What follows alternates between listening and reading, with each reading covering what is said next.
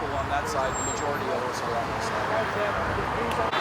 Back out a little bit. You're okay. I was running back.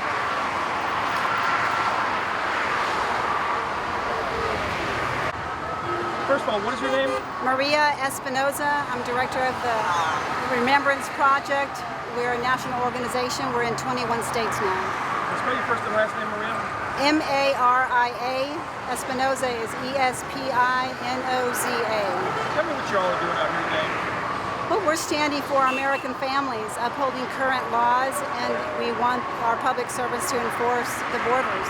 We are memorializing Americans who've been killed by illegal aliens on the Stolen Lives quilt, which is behind me. I mean, they're starting to close these borders up, or trying to now. Appropriate a bunch of money this week. Do you think it's going to do any good? I believe that we have to stop people at the border, not after the fact, which is in the interior. So I believe that Governor Perry should do more and can do more and do what all it takes to keep Texans and ultimately all Americans safe and protect our borders. What about the children coming across? We have 500,000 American children, over 500,000, who need our help. Our charity, Americans Have to Take Care of America First, then that way we can help others as well. They should absolutely be taken care of, the children who have illegally crossed with family members, because they are not unaccompanied. They are coming over with family members. We should, of course, medicate them, feed them, and inoculate them whatever it is that they need, but also turn them over to their consulates of their country of origin and have the consulates stand up and take responsibility for their citizenry. And then be sure that they use some of that U.S. foreign aid that we give to all these countries, millions of dollars, to repatriate them, their children, the family members, back to their country of origin. I mean, we're sending millions of dollars down there right now, and yet they're still coming out. You're saying basically just cut it off completely, but take a percentage of that for what's coming up here, divert the funds over? But we have to certainly announce that we will not be accepting people crossing illegally. We have a process here, and that's what they should follow. And yes, then move into those countries and be sure they take responsibility. And right now they're encouraging. I mean, if they want to be more, if those countries want to be more like America, then we can teach them. We can teach them to fish, and therefore they can stay in their country where they're most happiest, and where their culture, they know their culture. And these consulars know their citizens' culture, and they can certainly are better fit and better suited to help them. So okay, go ahead. We have to stand for our American families first and foremost. And this mother here behind me, Tina Davila, was murdered by an illegal alien who had been brought here when he was two years old. Tina had 5 children. This is what we are losing here. Good American people. Who is standing up for her 5 children now? They're living separate. Her family members are trying to support them. We have millions of children who need our help, and families who are suffering terribly because of illegal immigration. No, our public servants have to serve the people they represent, and that is Americans and American children.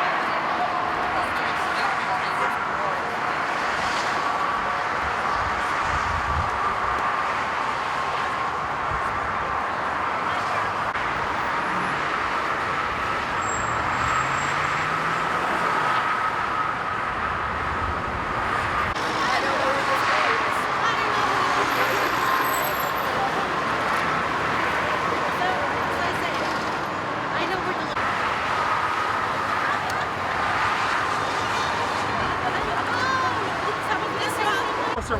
What is your name? My name is Mizram Reyes. Spell your first and last name for me. M-I-Z-R-A-I-M and Reyes, R-E-Y-E-S. Tell me what y'all are doing out here today. Well, we're out here to show that there's a different side of the story that these protesters are presenting. We want the county and the state of Texas to know that that the people of Montgomery County aren't all hateful, and we want to show that these kids have rights as well. They have equal protections under the law, and they have due process that needs to be applied to them, and they shouldn't just be deported without a fair chance to speak for themselves. What do you think needs to be done? What do you think? What are you suggesting? We've got all these kids coming across the border. What do you suggest? Well, there's no clear, easy solution in hand. I don't think I could provide a simple answer. A step in the right direction, though, could be that Congress needs to work together to help fund these programs that the president is trying to do. In my opinion, I feel that, the funding that he requested would have gone towards helping these kids go through their trials quicker, get them the attorneys that they need, the judges that they need to be speaking before, so that they could determine whether or not they have a right to be here. We've got so many kids coming across right now. Where are they as far as places for them to go? And what about families back home? The families back home, I imagine that they must be missing them very much dearly, although that's not to say that they didn't want to send them here in the first place. As for the kids already here in the shelters that are being provided for them, there are many organizations such as the Catholic churches and the Baptist churches, any churches really, that are willing to provide their churches as shelters for these kids, as well as some schools, abandoned schools in the area. As for the family here, I think they're waiting for their families to be reunited, and I think that's something that I want to see. I hate to see families torn apart, and I think by deporting them, yeah, you may be sending them back to one part of the family, but you're tearing them apart from another part of the family. What about the dangers of them sending them alone back up here? I mean, hundreds of thousands of miles, just to come up to America, but what about the dangers those kids have been put through on the way up here? That's a decision that they made on their own, and now while I would not advocate for them to come up here, they made that journey already. And to send them back, that would be cruel.